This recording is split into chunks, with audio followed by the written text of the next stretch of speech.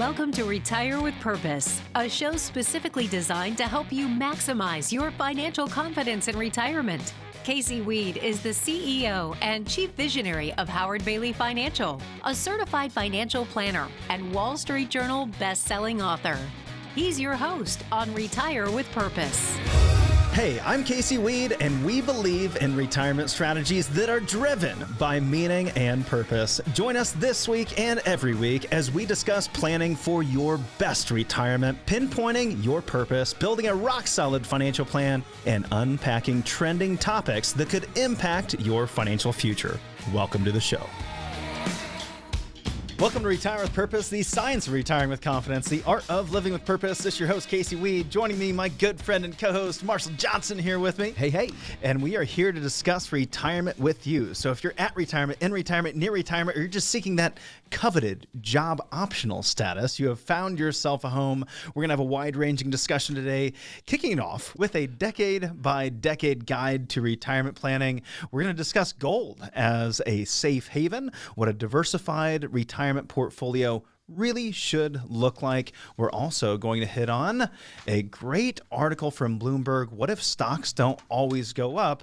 And you're not going to want to miss it. We have international poker champion, New York Times bestselling author, Maria Konnikova, coming on here later in the show. But first up, we're going to be covering an article that was in CNBC that was featured in our weekend reading for retirees and pre-retirees email series. So if you've signed up at retirewithpurpose.com with that first name and email, then you are receiving one email every week, every Friday, with 4 articles curated by Marshall Johnson and myself. We get in there, we get out there, we read anything and everything retirement related to sift through the garbage and deliver to you the trending topics in the retirement planning space that can impact your bottom line. Everything from the latest in investment strategies to retirement income strategies and so much more. This particular article from CNBC Guide titled, Here's a Decade by Decade Guide to Retirement Planning, we want to spotlight on the radio for you as you may find yourself in a certain decade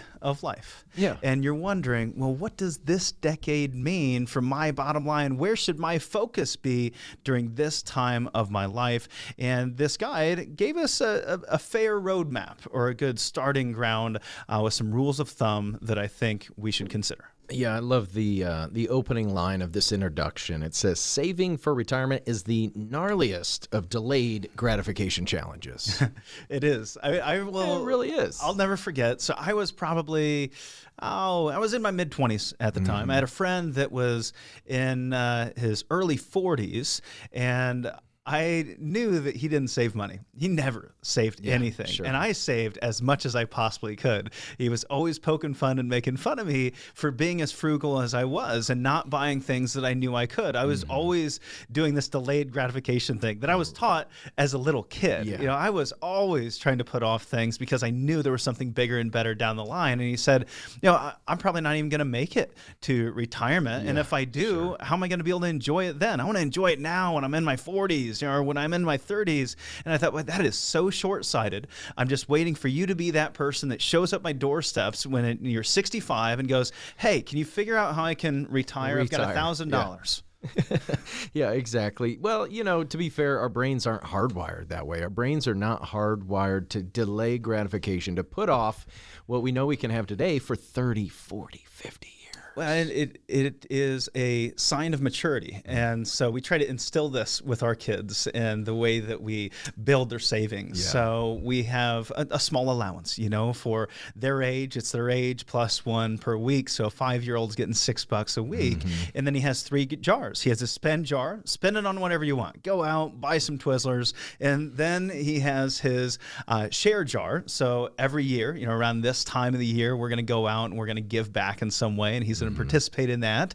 And then we have his savings jar. And we're saying, hey, what do you want? Right? Well, right now, he really wants a go-kart. Not just any go-kart. He wants an $800 go-kart. Wow. And this is that safe? Oh, he's going to be delaying this gratification for years. For quite some time. Into the future. However, we've showed him how to make money too. So he likes to, you know, set up lemonade stands and make things and sell them. And that is such an important part of our child development is learning delayed gratification. I've read child development studies that have said, that is the biggest sign of maturity is when we delay gratification. So it's no coincidence that we really struggle with this in our early years, in our 20s and 30s and 40s. Unfortunately, we get better and better at delaying gratification when we need it more and more to have happened early in our life. Right. This article points out that the greatest benefit to saving early is that compound growth. Compound interest is your friend. I always mess this up. Was it Mark Twain that said it was the eighth wonder of the world? Or Einstein. One of them said that. But consider ways to reduce the spending. And we're going to go through these decade by decade. But if you find yourself in one of these decades, you're not quite on track. It's really trying to understand that lifestyle creep and understand where you can get back on track. Well, people always want to know where they're at in relation to everyone else. We'll have it. It never fails that once a week I'll meet with someone that'll say, "Hey, so where am I in relation to your other clients?" Not wanting to know if they're the biggest client or the smallest client. They want to know if they're doing all right. Am I okay? Yeah. Yeah, they want to know if they're doing good, if they're winning, right? Everybody wants to know if they're winning. And there's some good benchmarks in here. I mean, when you're in your 20s, by the end of your 20s, you get to 30, you should have 1 times your annual salary saved. Okay. At that point in your life. However, this is a rule of thumb. So we always have to exercise a lot of caution when we talk about rules of thumb, because if you have goals of retiring when you're 30 years old, then you're going to need more than 1 times your salary when you're 30 years old. Well, it might be different too for that person that's making 6 figures at 20 years old. I think they're saying for the average person that's in their 20s, try to save 1 times your salary by the time you're out of your 20s and start with 10% of your income. It's all about how much you actually spend. That's the number that really matters. And so when someone asks that and they're 60 years old, I say, hey, you've got $500,000. Do you have more than the average American? Absolutely. Do you have more than the average person we meet with? No, you do not. However, you got $500,000 and you only spend $30,000 a year, and your Social Security is almost $30,000 a year. So you have more than enough. You overfunded retirement. The person that has $10 million and is spending almost $1 million a year, they have a problem, and they've got $10 million. They needed more like $25 million in order to make this work. Well, I think that's a great point, because it does go back to spending. So these rules of thumb, 10, 20, 15% a year, it goes back to your actual spending number, and you have to really know your numbers as you get through these decades. Yeah, and I think they talk about saving 10% of your salary here, and you always hear that. Save 10% a year. You need to save 10% a year. Now they're saying, with Social Security issues, pensions going away, maybe it's 15, 20% that you need to save. I would argue in your 20s that may not be the case. In your 20s, where should you be allocating your savings every year? I believe your biggest lever in your 20s is to maximize your income. So what are your options to maximize that income? Somewhere along the lines of investing in yourself. Maybe that's a formal education for some. Maybe that's a trade for some. Maybe that is just getting on the grind and making some sacrifices to attend personal growth seminars, read books. Those are the ways that you're going to make the biggest impact. I think it's okay if you take that 10% and invest it in yourself every year rather than putting it into an IRA or some type of workplace retirement plan. You think about the 20s. Most people, Uncle Dave would tell us about, paying down debts and making sure you don't have any debt. And I would agree, if you've got mountains of debt, you should not be saving 10% of your income. Pay down that debt first. Try to get debt free. In your 30s, stay focused. You should have 3 times your salary. In your 40s, you should be monitoring your spending and have 4 times your salaries at the end of your 40s. So if you're making $100,000 a year in your 40s, you should have $500,000 saved by the time you get into your 50s. Again, just a good benchmark to get a ballpark of how you're doing. And this time in your 40s should be when you're really starting to more dial in that retirement strategy if you're looking at a traditional retirement date. So if you're looking to retire in your 60s or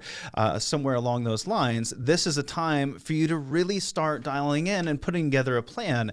It says here, hop on an online retirement calculator and throw those numbers in and get an idea of where you stand. I think that's a good starting point, but many people don't realize that they could sit down with a financial planner and get an assessment of their current situation more robust than what an online calculator is going to provide, and they don't necessarily have to pay for that.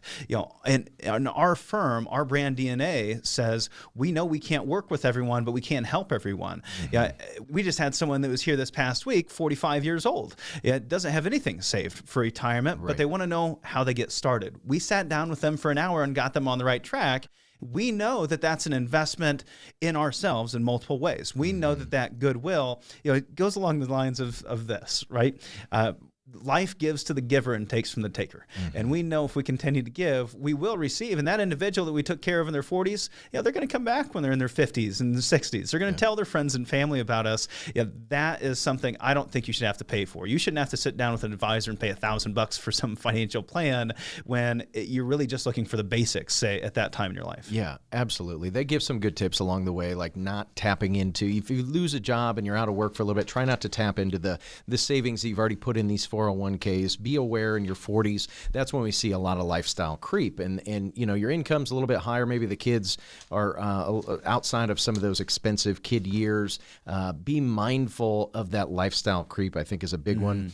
College, don't back the truck up for college if your kids are going to a big, expensive school. I've seen too many individuals not be able to retire when they wanted to because they funded college. Yeah, especially expensive college or multiple years of college for multiple kids. Make them and it's have some happening skin. from people that actually didn't have anybody help them with college, and yet they still succeeded. Well, and some did really well, and they didn't go to college, and now they feel like they didn't have those opportunities. They want to give it to their kids. Make sure the kids have some skin in the game. But Casey, when you get to your 50s, you're nearing in on that destination. Tray tables are up, seat backs are coming forward. We're getting ready for that initial descent into retirement. We should start to be looking at income strategies. Yeah, we need to evaluate what your income strategy is going to be, evaluating your Social Security strategy, evaluating all those different income sources to make sure that we're on the right track. And deeper than that, we should be talking about tax planning at the same time, so you don't get into your 60s and realize that everything that you've ever saved is in some tax-deferred 401k, and you're retiring with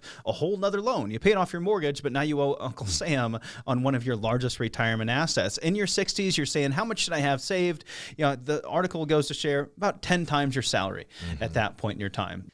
That, again, it's a rule of thumb. I do not like using rules of thumb when you're this close. If you're in your 60s, you should know to the penny exactly what you need as you step into retirement and really start putting together a truly comprehensive retirement plan that's going to cover all of your bases. It's no longer about investing. It's no longer about getting the highest return you can every single year. Now you have enough, and it becomes about protecting those dollars and ensuring that they last a lifetime. It's more about focusing on those liabilities, those major risks that you're going to face as you transition into retirement, whether that be your traditional emergencies, whether that be market crashes, longevity risk, whether that be inflation or taxes rising in the future, long-term care, healthcare risk. We need to make sure all those things are covered so that you can focus on where life is actually happening. It's happening right now as you're listening to this. We believe that you deserve a secure and independent retirement, which is why we're offering a complimentary financial review for the next 10 callers.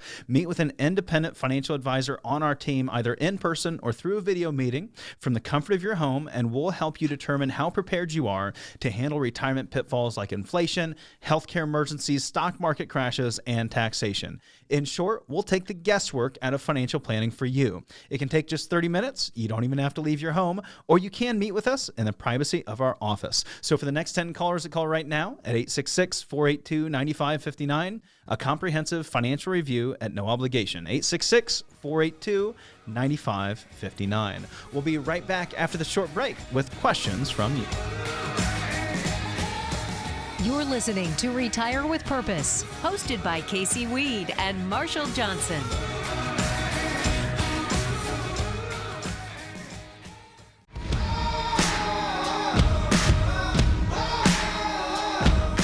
This is Retire with Purpose, hosted by Casey Weed and Marshall Johnson.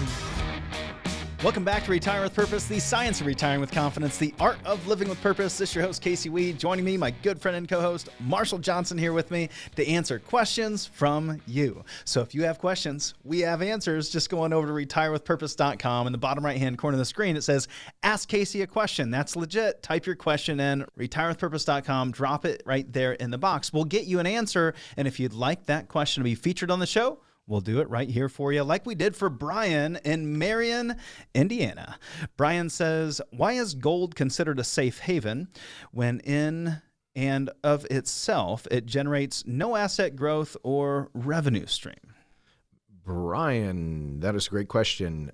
I don't consider gold a safe haven. I consider it a crisis hedge. I think gold tends to elevate during times of uncertainty and panic, and when people are really just looking for something that's uncorrelated to the stock market or the bond market.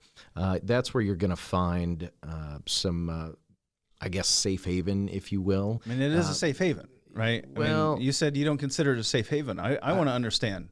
Yeah, so I don't consider it a safe asset. How about that? It's a highly volatile. Yeah, there we go. It's a highly volatile commodity, right? Gold is a commodity. That is not safe any more than Bitcoin. Yeah, that is not safe, but it's something that's not correlated directly to the markets. So oftentimes it's a crisis hedge. Some people look at gold like it's an inflation hedge. You know, you could put about 6, 7 different things that are ahead. How many people have you seen lose money in gold? A lot. A lot of money too. Yeah. And so, but like I would say about Bitcoin, if it's something that interests you, it is perfectly acceptable to be a portion of your asset mix. Maybe that's 5, 10% of your overall net worth. I personally just don't want to load the boat on gold or Bitcoin or anything that's alternative.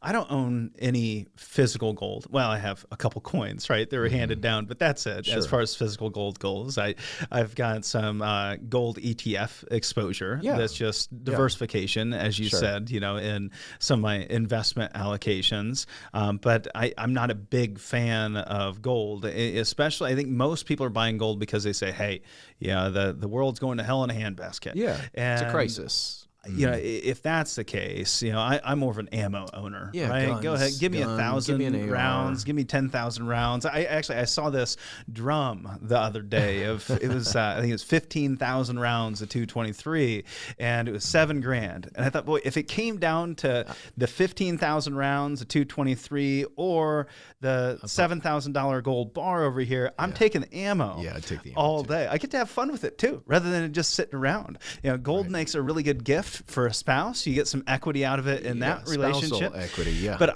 I'm really with Warren Buffett on this one. You know, Warren said, and you know, gold is limited in supply. It is a commodity. You know, that is why there is potential for growth there. There's a limited supply of it on this planet. So limited is that all of the gold that has been mined on the planet Earth would fit into 3 Olympic-sized swimming pools. Okay, 3 Olympic-sized swimming pools. And Warren Buffett said a number of years ago, once a CNBC interview that I caught, he said, yeah, rather than owning those 3 Olympic-sized swimming pools that I couldn't even swim in, it would hurt if I tried, I would rather take Scrooge McDuck. He said, if I could afford that, I'd just take all of that wealth and I could buy all the farmland in the United States. And I think he said like 7 Exxon Mobil's. Well, it was 3 Exxon Mobil's, but now with the price down from when he said that, he could probably get like 7. Now we can get more Exxon Mobil's. And he said that because all of those assets, as you said, Brian, they produce an income stream. Right. They produce an income stream, and there's a real need. Yeah, there is some there's quite a bit of industrial use for gold, but it's not as permanent as a piece of farmland, right? That farmland is going to be around forever. It's extremely limited. We're always going to need a place to either grow crops or live. That's why some people will say gold is not an investment, right? It doesn't produce a yield. It doesn't produce a dividend. It's a store of value. We hope. So far, right? And it's like, I'm not anti-gold bug. I'm just not a gold bug. So I think it's okay for some. Just be careful. Don't let your husband put all of your IRA into gold. You sound like you've heard something like this before. I've seen that. I've seen that. So next up, thanks, Brian. Next up, we got Marianne in South Bend, Indiana. She says, Casey, in your opinion, what does a well-diversified retirement portfolio look like? Is it 100% gold? No, I'm just kidding. She didn't say that. How would I know if I'm taking on too much risk? You know, I think, to me, this is not a question that you can answer for you specifically, because this is going to look different for everyone. Diversification on your way to retirement is all about accumulation, and so you're looking at a variety of different asset classes and tax buckets in that situation. You know, say 50 individual stocks and some real estate and some savings, some insurance, etc. However, once you actually get to retirement, you're not diversifying for that specific purpose. You're not diversifying for asset growth. You're not diversifying to get enough. You already have enough. Now diversification is based on your risks. And so you are first taking a look at the number one risk that all retirees will face, liquidity, right? So we need some liquid funds for emergencies. Do you have enough? We should have at least 6 months of our expenses allocated someplace liquid. Is your income strategy such that it won't be impacted by the market? You know, you have $1 million and you spend $100,000 a year. We want to have 50,000 of that over in that liquidity bucket, the cash money market, and you need, say, 300,000 in your income bucket that can guarantee enough income to supplement your Social Security and pension, take care of all your income needs in retirement. Then you set some funds aside in investments for long-term growth to provide flexibility to adapt to things like inflation. And then you have what's left over that's going to take care of those long-term care needs, allocate it to a long-term care type product or something along those lines. And then everything else is set aside for your heirs and leveraged in the best way we possibly can for that. So there's specific tools for each one of those things, right? You've got life insurance, long-term care, you've got banks, you've got annuities, you have traditional investments, individual stocks or ETFs. You have a truly diversified strategy. Now, if you are in retirement and all you have are stocks and bonds, that is not a diversified strategy. You no longer have true diversification because you cannot meet all of your needs. If that bucket loses 20%, where are you going to go for emergencies or income? If you have a major long-term care need, you cannot go to that bucket to solve that major long-term care need. Again, everybody's unique, so that allocation, that diversification is going to look a little bit different for everyone, but that's going to help you answer that question. Do I have a diversified retirement portfolio? And then number two, am I taking too much risk? I like to use a simple acronym for that: capacity, attitude, and need. Can I take the risk? So do you have the capacity to take the risk? Well, have you taken care of those basic needs? Do you have enough liquidity? You have enough income? You have your health care taken care of? Can you afford to lose something? Can you take a loss? Can you handle the risk? And then do you have the attitude? So many people found that they didn't have the attitude come March. They thought they did when the market was skyrocketing forward, but when March hit and their portfolios took a hit, they said, oh, wow, I need to sell. And they panicked. You don't have the attitude. Then do you have the need for the risk? If you have enough saved for retirement that you could bury it in the backyard and it lasts the rest of your life, you don't have the need. Right. So we'd prefer you have all three of those, the capacity, attitude, and the need, but we want to see that you have at least two out of the three. At least 2 out of 3. Yeah, I think that's a great acronym: capacity, attitude, and need. And then spend some time understanding what your required rate of return is. You know, we can take a look at somebody's savings, we can take a look at their life expectancy, and we can back into a required rate of return. How much do you need to make? If it's 2 or 3%, then you probably don't need to take a whole lot of risk. But if that number is 8, 10, 12% a year, then yes, you need to take a little bit more risk or save longer, continue to extend your working career to account for that. So understanding need, I think, is a big part of that. Next question is from Glenn. How can I best allocate the money that will be left behind when I'm no longer living? I'm enjoying the fruits of my labor now, but have no children to pass any remaining sum along to when the time comes. I know there's always charities, churches, etc., but where do I begin in deciding? Boy, I think, Glenn, you got to spend some time kind of looking at the man in the mirror, right? What do you care how the money's allocated when you're gone because you're no longer there? You know, what is important to you? What are the things in your life that you would like to see benefit from you not being around? I think that's where I would start that conversation. Yeah, and you know, this is something that I've pondered quite a bit myself. I have a mentor of mine that is extremely wealthy, and we had this conversation recently, and he sent me a book.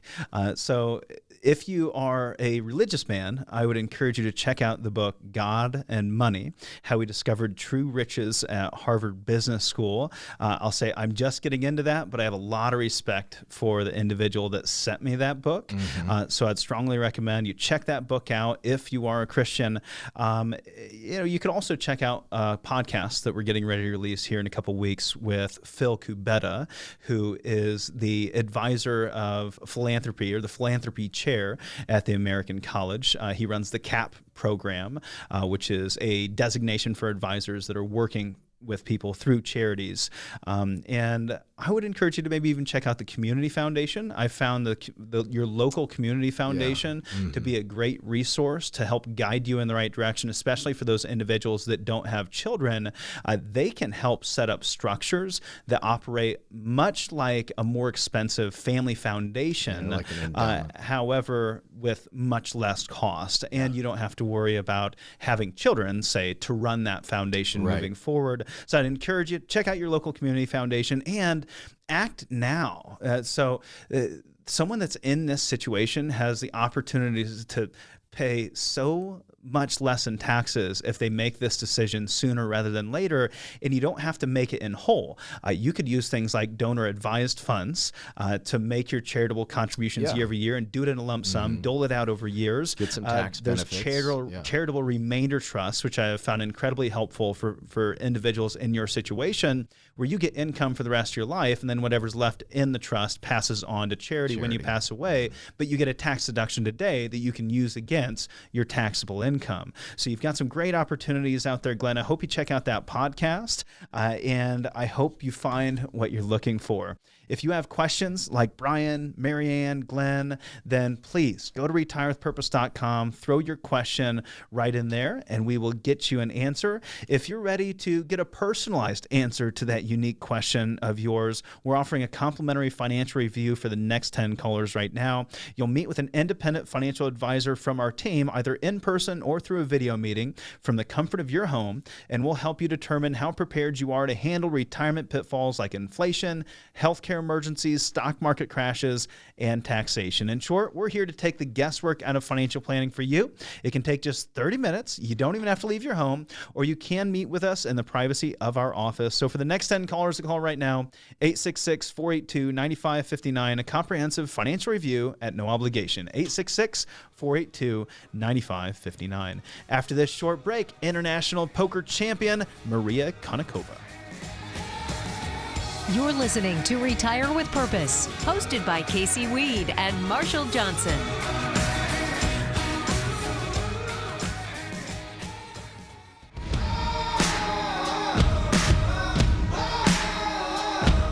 This is Retire with Purpose, hosted by Casey Weed and Marshall Johnson. Welcome back to Retire with Purpose, the science of retiring with confidence, the art of living with purpose. This is your host, Casey Weed. Joining me, my good friend and co-host, Marshall Johnson, and another very special guest here today. We have Maria Konnikova. So who is Maria Konnikova? You've probably heard that name before as an award-winning journalist, a regular contributor to The New Yorker. Most recently, she published her New York Times bestselling book, The Biggest Bluff, of which we're going to be giving away here shortly. So stick around for that. That particular book, we focused a good part of our conversation on invaluable life and financial lessons that we can learn from the game of poker, how to handle the bad cards that come our way and maintain our focus on how we play them. Prior to writing that book, Maria knew nothing about poker, believe it or not. She didn't even know how many cards were in a deck, but she ended up becoming an international poker champion and winner of over $300,000 in tournament earnings, which would be much more than that if it wasn't for COVID. She has stepped out of the tournament circle for now, but she plans to get back into it after she's able to, at what point she's actually able to sit back down at a table, which is what she really enjoys. Mm-hmm. Yeah, I look forward to this conversation. I've caught bits and pieces of this interview while you were doing it live, and I think she was a lot of fun. Yeah, this was actually done on the Retire with Purpose podcast. This will be released as episode number 188 in the not too distant future. However, if you already liked our Facebook page, you would have had the opportunity to catch me do this interview with Maria live and present your own unique questions. So those of you that like our Facebook page, you get the impromptu opportunity to present your questions to our guest. Those of you that have signed up for Weekend Reading for Retirees get a preemptive email where we ask you to submit your questions, and I will present those questions to our guests. One of those questions had to do with how thinking like a poker player can help with investment decisions, and this is what Maria had to say. I think that it forces you to actually evaluate the bets that you're making much more thoroughly and to figure out, if my reason is good, right? If my decision process was good, if I actually was thinking through the things correctly, then the outcome, what's happening at any given moment, shouldn't matter, right?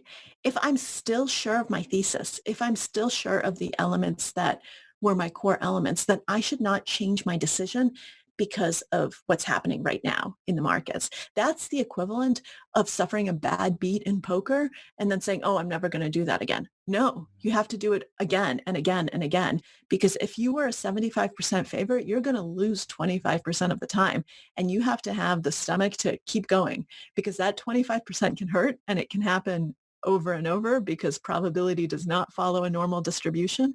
And so what you have to do is just keep making that same decision. So in investing, it helps you from over trading, which is a huge, huge problem that investors have. So Danny Kahneman, who won the Nobel Prize for economics, the only psychologist to ever do that, has worked a lot with investors and has found that even though they think that they're poker players, they're really gamblers. So they more resemble people who play roulette than people who play poker, because they don't actually focus on the process. They instead are so anchored to the outcome that they end up locking in losses and, and not realizing all of the gains and just being way too emotional.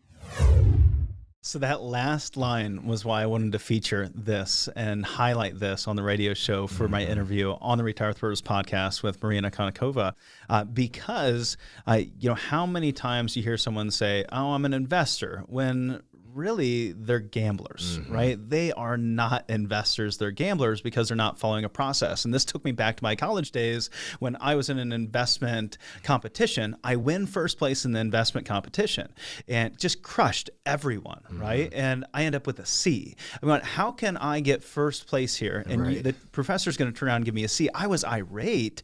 And in hindsight, she was right. I never followed a process for those decisions. And it could have went a very different direction, of which we've seen many individual investors come to us after they thought, hey, I'm an investor, I'm doing a great job. And then all of a sudden they get burnt and they say, yeah, maybe I shouldn't do this anymore. Yeah. And I love how she pointed out that things don't follow a normal distribution, right? The results don't follow a normal distribution. You can have 5 bad hands in a row. And the next article in our next segment that we're going to talk about talks about those 25%, those losses. Those are hard to stomach, but in certain instances, you need to be able to play through them. She also wrote a really interesting book on con artists, everything from street cons to largely cons in the financial world. And I wanted to ask her, about that. Why is it that people continue to get scammed one after another? So if you've been scammed once, your odds of getting scammed again are very, very high. Really? And she wrote a book called The Confidence Game. It's a really interesting book. I encourage you to check it out. But this is where she shares with us the psychology behind con artists and being scammed. This is such an important point. People, ego. I keep saying ego. Our ego gets us into so much trouble. So people refuse to believe that they could have been conned. And so they go through so many logical, intellectual hoops to try to rationalize why it wasn't a con, that they just become primed. They think that they can see through it next time. They think that they can actually win. And so it turns out that one of the best predictors of whether someone will be a victim of a con is whether they've already been a victim of a con. If the answer is yes, then you're golden. Go ahead and con them. They're going to fall for it again. In fact, con artists will have these things called suckers lists, where you can pay money for lists of individuals who've fallen for telephone scams or IRS scams or this or that. And people will pay a lot of money for that list because these are the best victims, because out of a different combination of factors, whether it's wounded ego or pride or just not wanting to admit that you could get conned, or just all of these things that you've done to rationalize away what happened and convince yourself that either you can see through it or that it wasn't a con to begin with.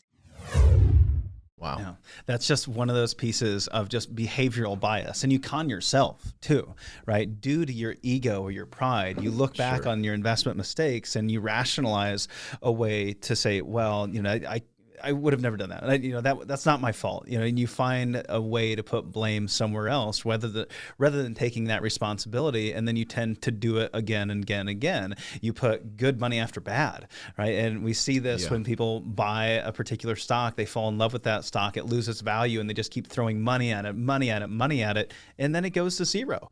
We have to be very cautious of our ego when it comes to investing. Yeah, we have to understand our limitations. I think that's a big fallacy. Many people, and you mentioned it earlier, a lot of people look at the stock market like they're gambling, and that is just not. There's a difference between investing and gambling. Yeah, if you're following a process. I mean, there are people trading in the stock market that are gambling, and then there's others that are investing, and it really does pay to know the difference. And staying away from your ego can really help you with that. And leading along with that, I wanted to follow up with a question to Maria Konnikova about some that have overly high expectations.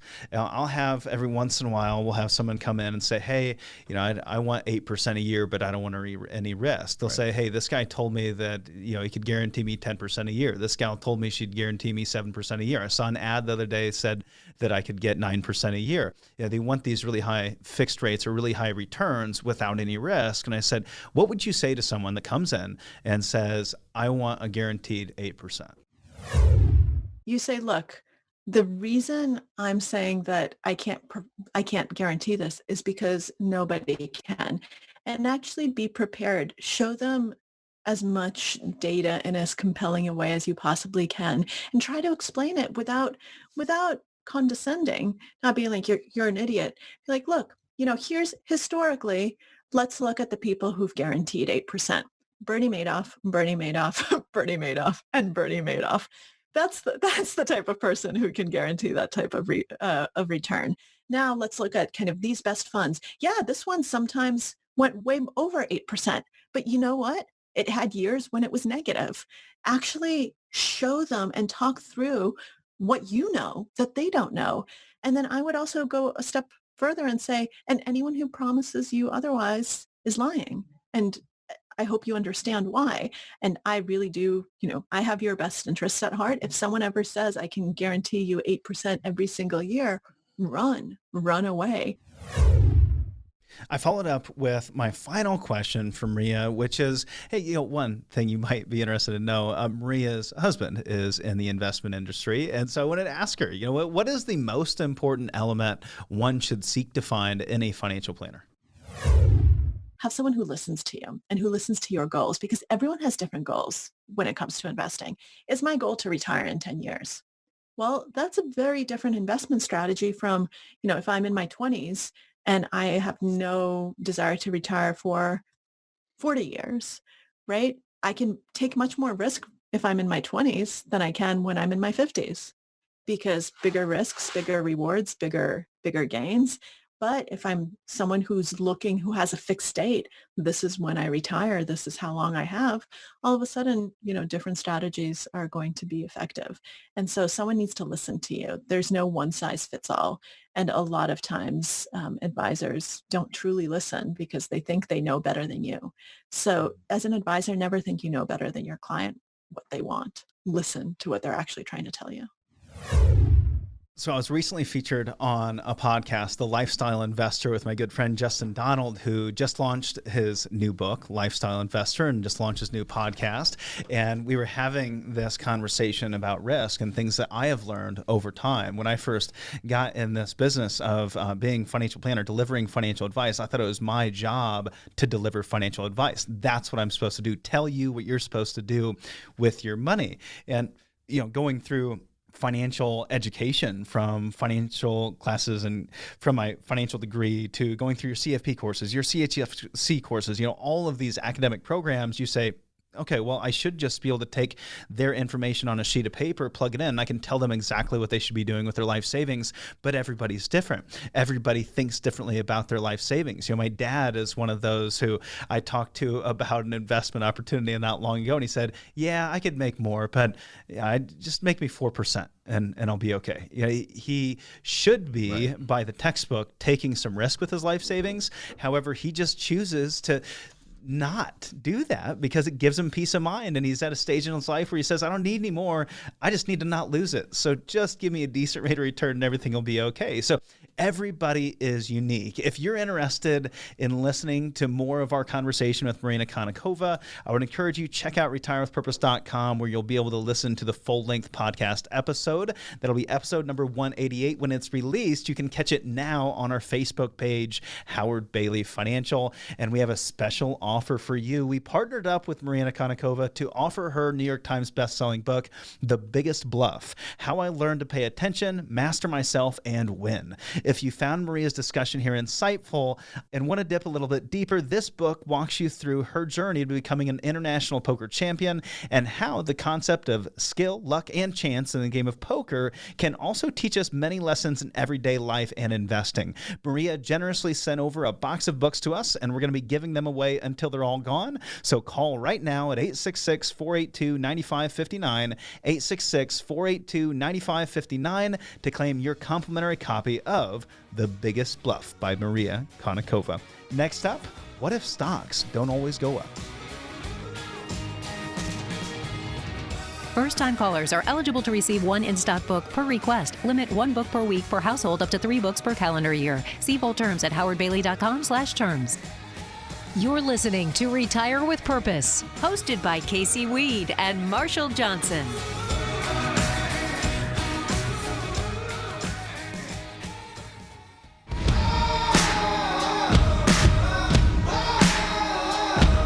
This is Retire with Purpose, hosted by Casey Weed and Marshall Johnson. Welcome back to Retire with Purpose, the science of retiring with confidence, the art of living with purpose. This is your host, Casey Weed. Joining me, my good friend and co-host, Marshall Johnson, here with me. And we are going to be talking about stocks. Stonks? Stonks? Stonks? Stonks always go up. What if stonks don't always go up?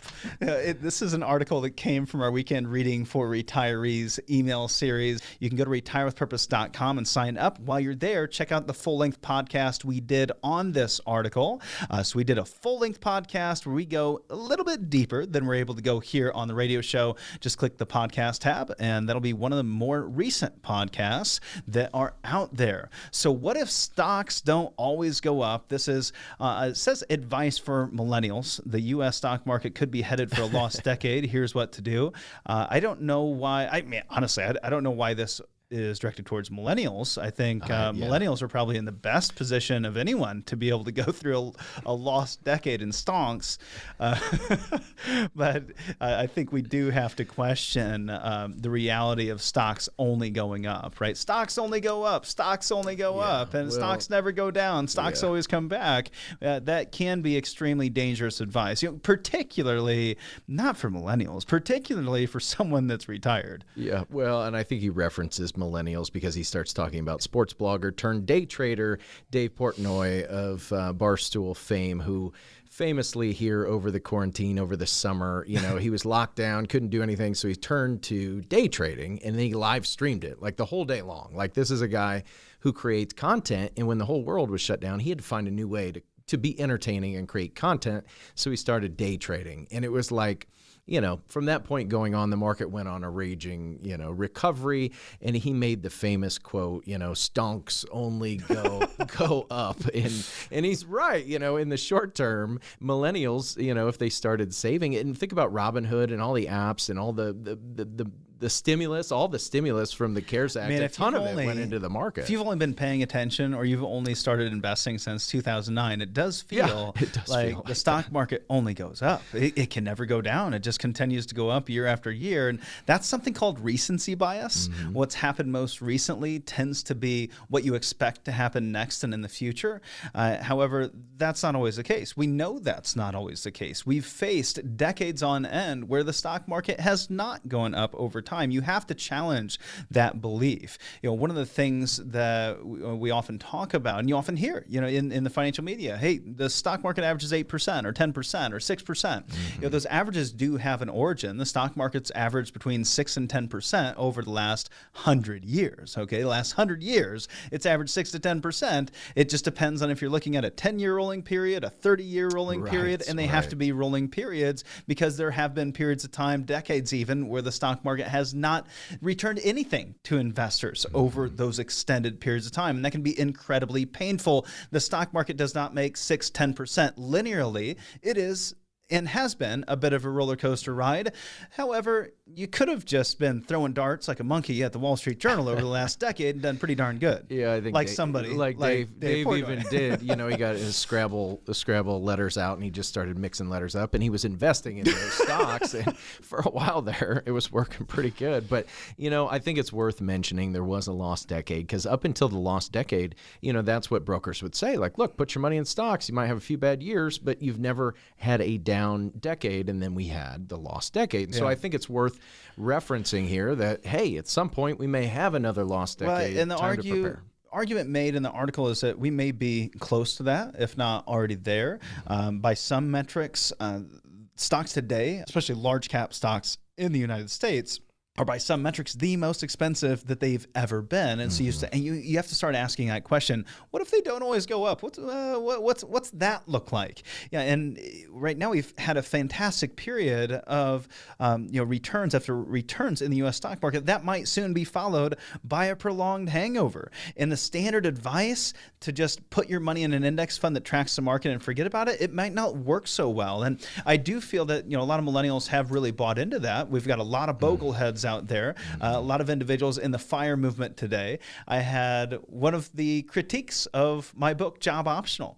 I had someone say, a lot of great information in there, good stories, very interesting. However, it really overcomplicates the process. You could just throw everything in an index fund, everything's going to work out fine. Just throw everything in the S&P 500 index fund and everything's going to work out just fine. That's somebody that started investing in 2009. That's somebody that doesn't know the real history of the stock market and the other risks that face retirees outside of just the stock market. Yeah, and I think, Sorry, that one burned a little bit. Yeah, well, I think it's good to take your criticism too, because I mean, you can make a point that if you are a millennial, like, I don't even care if the market goes down or it's flat for 12 years, right? Like, keep investing though. Especially if you're continuing to invest your dividends. If you're dollar cost averaging, you're reinvesting your dividends, it can still work. But if we're in the FIRE movement, if you're financially independent, retire early, you can't just throw it all in the S&P 500. Now you're looking at a 60-year retirement. Some of these people, right, that are retiring in their 20s and 30s. And they might be stretched so thin that they need 10, 12% rates of return. So you've got a double-edged sword there. But most retirees have lived this, right? The people that are calling here recently with some of the uncertainty around the markets, and they felt the pain in March, right? And they might have been taking on too much risk. And now as they're nearing retirement, maybe they're a year away or a year into retirement, they're going, wait a minute. I remember what the dot-com bubble was like. Yeah. I remember what 2008 was like. Well, I think we had a little reality check here recently. I mean, the last was it a break decade, check? Was it a financial break check? Yeah, I hope so. And I hope that's what it felt like. You got a little whiplash That's there. What I do to Grady when he doesn't put on a seatbelt fast enough. I give him a little. You just give him a little. You're like, he puts that seatbelt back on.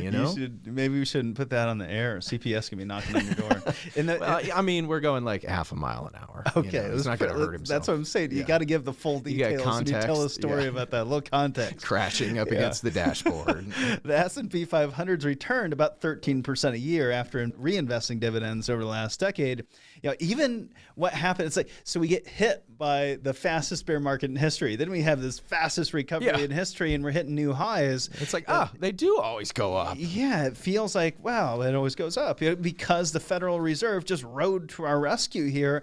Are they going to be able to do that forever? I think this is, a once in a lifetime retiree's opportunity to go, okay, I got back quickly. Yeah, let's reset. We've been talking to some of our podcast guests about this too. Individuals that are in retirement or were near retirement, I should say, that got laid off here recently are going, I'm laid off, can't get another job, and my portfolio is recovered. Maybe I should go ahead and lock in this situation and make sure everything's okay, so we don't, in case we end up like one of the other markets around the globe. Yeah. You talk about the FTSE 100, Britain's preeminent pharmaceutical, engineering, mining, consumer goods. It tracks those companies in price, and they're lower now than they were 2 decades ago. Yeah, The same can be 20 said. years and no return. Yeah, you could, and that's not fair. I mean, there was returns. It hit higher highs, and now it's right back down to where it was, 20 years ago. And the same's true with the stock Europe 600,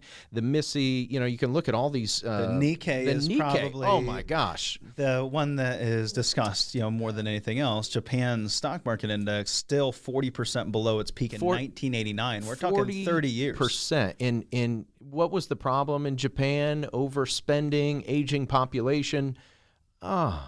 That sounds familiar. Yeah, it sounds very familiar. And there are things that you can do, though. And I want to also say, there's some big names out there that I really have a lot of respect for that are, ringing the warning bell right now. GMO's Jeremy Grantham, billionaire Ray Dalio of Bridgewater, which I just got done reading his book. Fantastic. Blackstone's vice chairman, Tony James, all of them have warned about a lost decade for equity investors. If you're just buying and holding an index fund, you might want to pay close attention to some of the guidance that's delivered in this article. Yeah, they talk about extreme valuations. Be aware of the extreme valuations. Be aware of what bubbles create and how they pop. Ultra low interest rates. I mean, Casey, we can't talk about it enough. I feel like we talk about it every 5 minutes. Ultra low interest rates and no sign of those being raised. The Fed can't afford to raise interest rates at this point, and that's a little bit like Japan as well. Well, and if you want to go through all the different reasons that are laid out in the article, check out retirewithpurpose.com, sign up for weekend reading. We can send you this particular article, but those solutions are, one, unfortunately, to save more, which, for me, that means invest in yourself. Figure out ways to increase your income. That'll be the easiest way for you to save more rather than cutting more and more out of your budget, and invest in international equities. Have they performed well lately? No, but I've been saying, those are the asset classes that will outperform in the future. We need to make sure that we're staying invested in those areas that are currently down, because that's a sign that they're going to have better opportunity in the years to come. And John Hussman said this. He said, it's exactly when past returns are most glorious that future prospects are most dismal. So what I'm saying is that works in the inverse at the same time. Other opportunities, tactical money management always outperforms during volatile bear markets. Those are money managers that are actually not just buying and holding index funds, but strategically managing that portfolio with a process, indexed products, using products that give you a portion of the market's gains and lock in those gains periodically so you don't have to worry about losing them the next time the market pulls back. Looking at a tax alpha. I'll say one of the guaranteed ways that you can get yourself some returns is do better tax planning, and that can put more money in your pocket where it belongs. And think about real estate. Think about passive income. Look into areas where you can continue to invest and find opportunities outside of the stock market as well as inside the stock market. You need to stay truly diversified. If you're ready to explore what this means to your bottom line, we're offering a complimentary financial review for the next 10 callers. Meet with an independent financial advisor on our team, either in person or through a video meeting from the comfort of your home, and we'll help you determine how prepared you are to handle retirement pitfalls like inflation, healthcare emergencies, stock market crashes, and taxation. In short, we'll take the guesswork out of financial planning for you. And it can take just 30 minutes. You don't even have to leave your home, or you can meet with us in the privacy of our office. So for the next 10 callers to call right now, 866-482-9559, a comprehensive financial review with no obligation. 866-482-9559. We'll be right back right here next week on Retire with Purpose. You've been listening to Retire with Purpose, hosted by Casey Weed and Marshall Johnson.